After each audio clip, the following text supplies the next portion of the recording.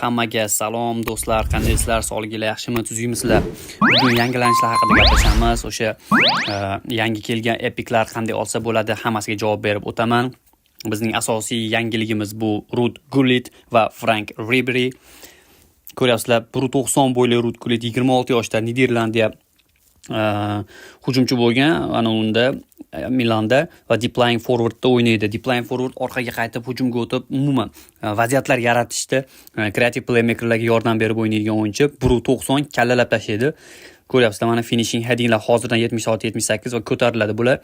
Bu yoqda zarbalar, jumping, physical contact, to'pni birovga bermaydi, yelkama-yelkada yutib chiqadi va striker instinct. Ikkita striker instinct bilan bu Ruud Gullit juda ham kuchli bo'lib ketadi. Xo'sh, mana outside curl, fighting spirit hammasi bor. Juda ham kuchli. Va Frank Ribery bu qanaqa payt keldi bilmadim. Riberyning ham prime davri. Ochaverardim pulim bo'lganda. Ball control 85, dribbling 86, tight possession 83. Balance bu yoqda, acceleration, kicking powerlar ham zo'r. Va eng zo'ri bu bolalar shunaqa fint qiladi.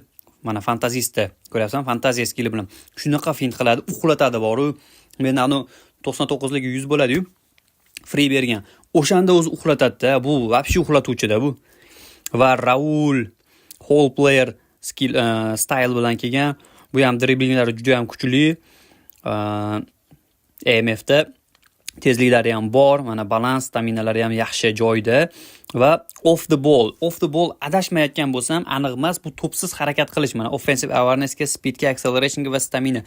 To'psiz harakat qilishi vobshe yuqori. Bilasizlar, to'psiz harakat qilish futbolda ham juda muhim. Mana one touch pass, throw passing, umuman bittada pas beradi. To'pni o'zi ushlab o'tirmasdan srazi pas beradi. Skilllar ichidagi oxirgisini bitta ko'raveraylik-da. Track back degan skillda. Adashmasam yangi qo'shildi mana shu skill.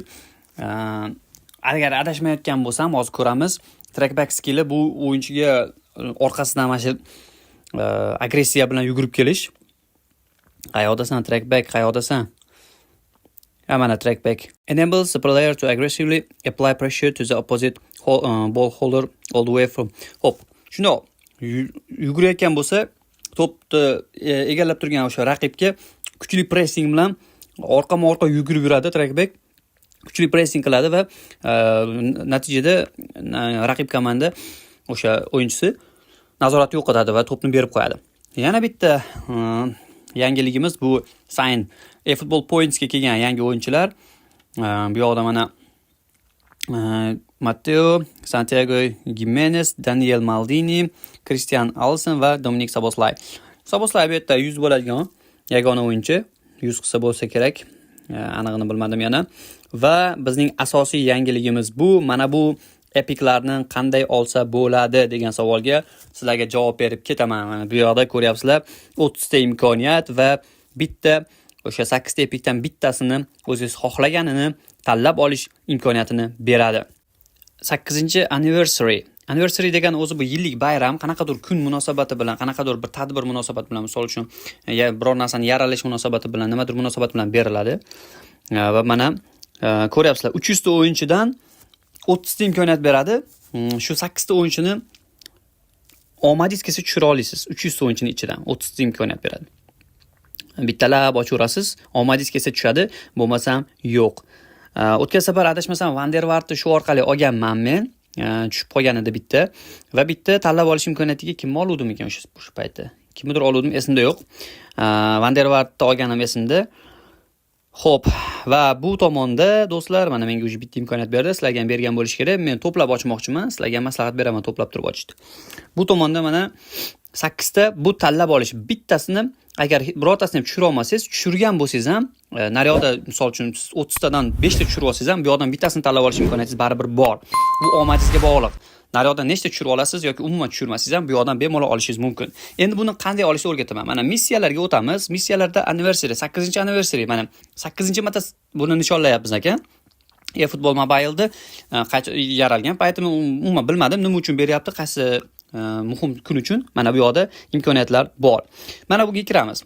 Bu yerda mana ko'rib turibsizlar, har 3 ta bitta missiyani bajarsangiz, sizga bitta ochish imkoniyatini beruvchi kartani taqdim etyapti tekinga mana. 3 tada bitta, 6 tada bitta, 9 tada, 12 tada va 15 tada bitta.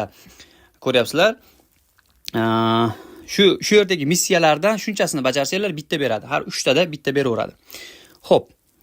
Bu yoqda yana challenge. Bu AI bilan, ya'ni bot bilan o'ynasanglar, AI bilan 3 ta yutsanglar bitta beradi va 9 yutsanglar yana bitta berar ekan. Bu yoqda yana Winface bor. O'sha Winface'da o'ynab turib, o'sha PvP match bo'lish kerak bu. PvP match bitta onlayn tirik odam bilan o'ynab turib yutsanglar, ikkita yutsanglar bitta berar ekan.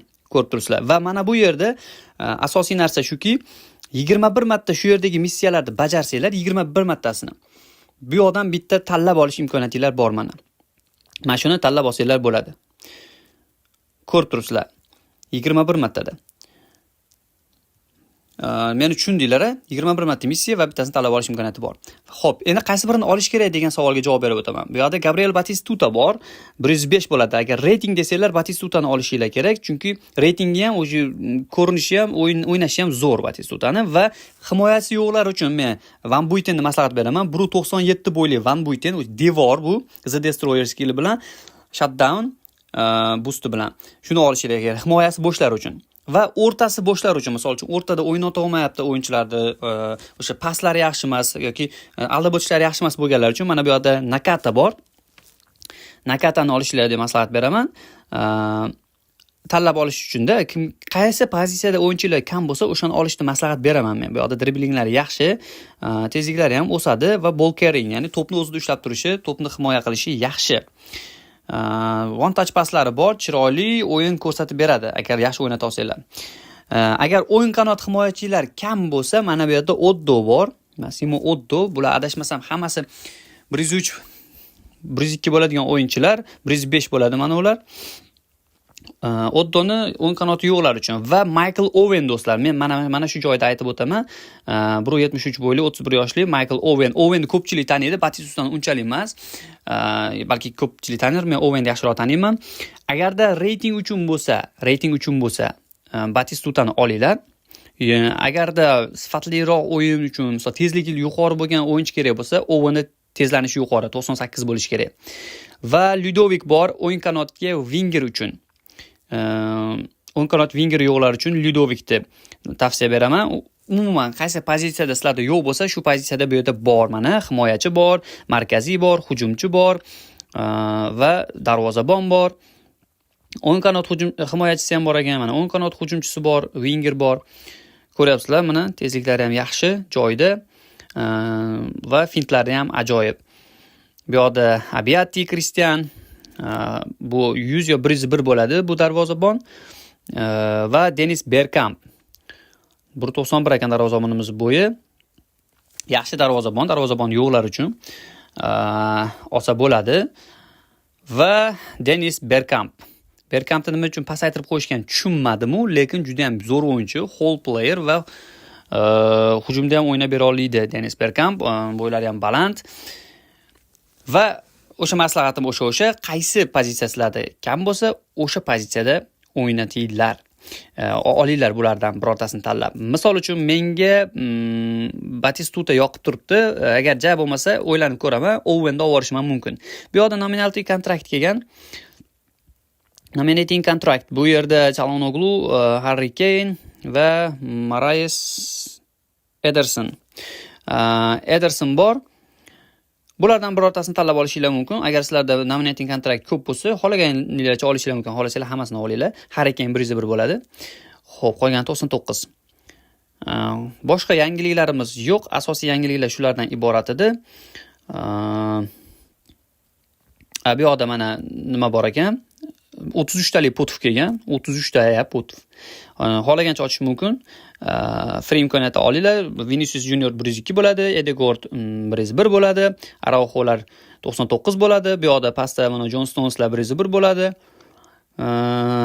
Xullas, John Stones, Ferran Torreslar 101 bo'ladi. Asosiy yangiliklar shulardan iborat edi.